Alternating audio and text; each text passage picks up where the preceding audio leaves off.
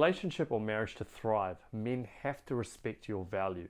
And if they don't respect your value, then there's a slim to zero chance that the relationship is actually going to stand the test of time. So in today's video, I'm going to talk you through 4 things that will allow a man to truly respect your value so you can truly create a relationship or marriage that's actually going to last a distance. Now, the first thing that men like to see that will help them to respect and value their woman is the importance of stepping into the right roles at the right time.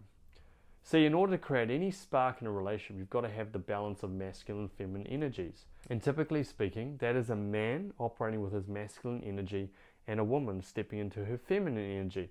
And when you have those opposing forces coming together, that's what creates the spark. That's what creates the chemistry. And it's not just attraction, like from a physical perspective, but the behavior enhances the attraction. And think of it as like electricity. You know, you need a positive and negative charge in order to create electricity. Well, it's the same thing with relationships. You've got to have those opposing forces. And that, as I say, not only comes from a physical perspective, but also from a behavioral perspective. I mean, think about it for a second. How have you felt when a man says, honey, tonight's your night, I'm actually going to take you out, we're going to go here, we're going to go here, we're going to go here, we're going to do this, we're going to do this. And it's not from like a controlling and you're going to do what I say. It's more just like, I've organized all this stuff, this is how we're going to do it, I'm going to pick you up at 8, I'm going to do this and do this. You love it. And you know, I've spoken to so many of my clients and they just crave that so much because it allows them to step back and be led and be guided and know that their masculine man is taking care of them and protecting them, and they feel totally safe, both physically and emotionally as well. Whereas if he wanted to organize something and then the woman was like, oh no, I don't want to go there, or I don't want to do this, no, we need to do this and we need to do that, and I want to do this and so on, then immediately he's going to feel like, well, she's just running the show now, I can't do anything right, and he's going to start to really shut down.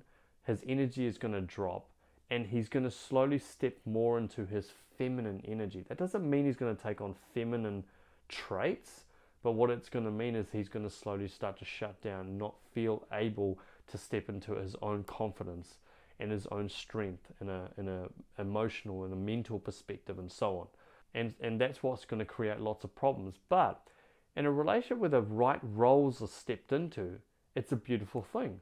So for example, in my marriage, there are times when, you know, if I'm not quite clear of thought and clear of mind, my wife might step in and say, hey, listen, hun, I think this is what we need to do. We need to go down this path and find this information, get this information, talk to that person, and then go down that path and make that decision. That's what I think we should do. And that's for me, like her sometimes stepping into that role is a beautiful thing. But equally, she'll know when I'm on a roll with my thoughts and my thinking and so on, she'll know, okay, look, this is where I need to kind of step back a little bit, if she agrees with what I'm saying, and let him drive things, let him guide. And then that helps her to step into her feminine energy.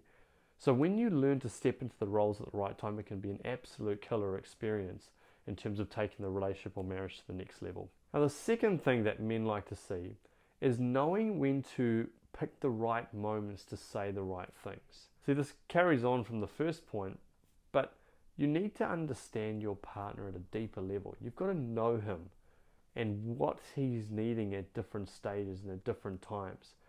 Because if you just go in there, let's say he's struggling with something and you say something that might come across as a little bit critical or whatever, then he's going to get frustrated. He's going to feel emasculated in those moments.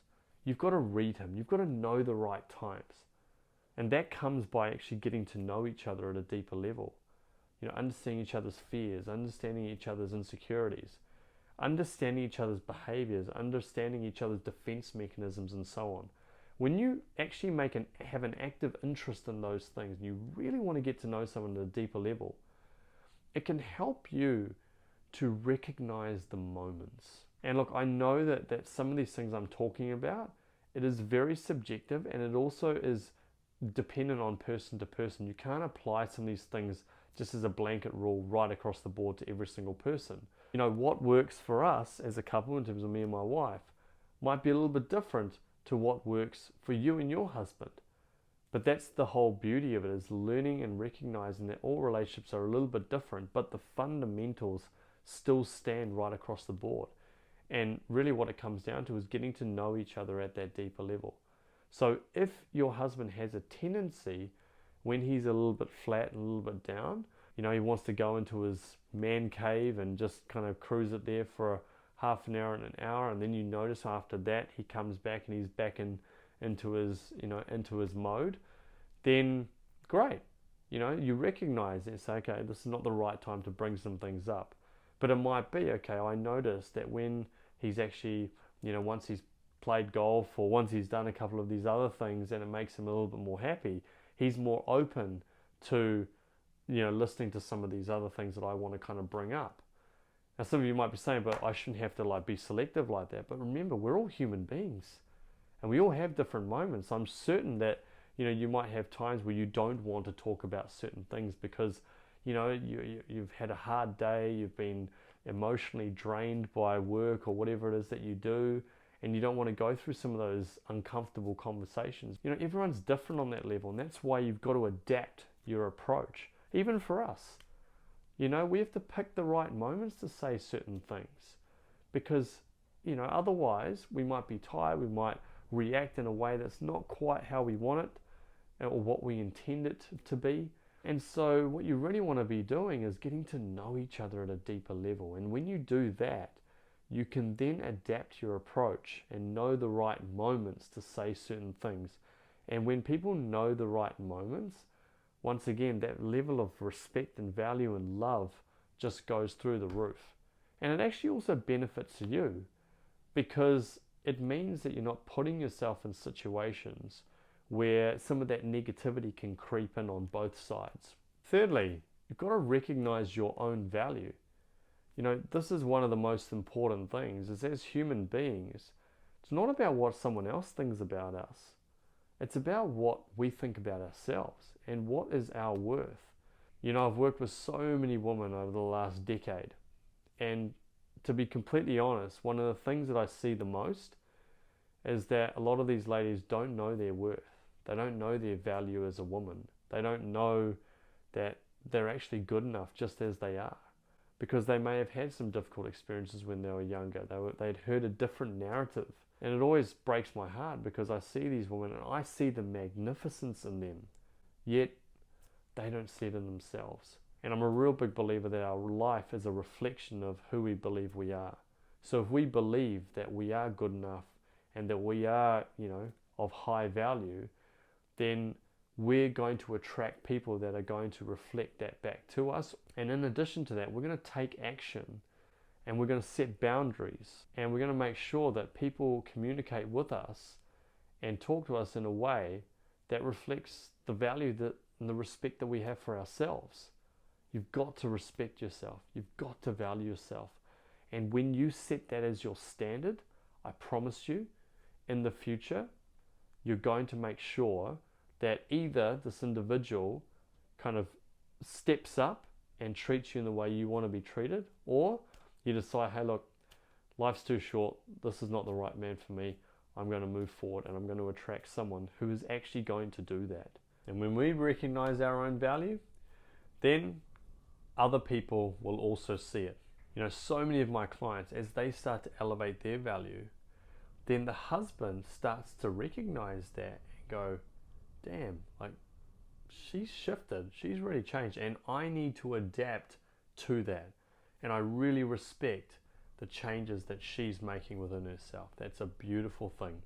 And finally, it's taking ownership of your growth and your development as a person. When partners observe that their partner is actually genuinely wanting to grow and to develop and to become the best version of themselves, we respect that so much more than people that are just so caught up in their story and their perception and are willing to just kind of continuously hammer that home to demonstrate that they're right, rather than focus on how can I grow and how can I improve and how can I love. Having that attitude is so different. And you think about any conversation that you've had with someone, the hardest times are when that person is so firm in their views and they're unwilling to see it from your perspective. But when you actually communicate the things that you want to say, and the other person's actually going, thank you so much for sharing that, I really appreciate it. It's interesting that you've said that, because it's actually helped me to identify some things that I can improve on and grow in. You know, which one's actually going to have the greater impact? You know, the latter is always going to have a greater impact, because people like it when individuals take ownership. Even when, you know, individuals do something in the public eye, what does the public get so annoyed about most of the time? It's not so much that they did that thing, it's that they're not taking ownership of it.